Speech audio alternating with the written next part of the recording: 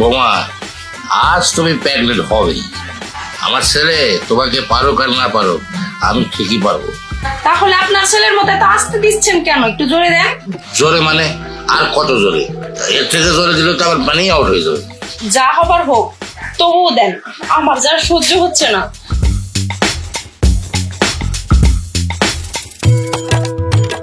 বাবা, আর পারতেছে না।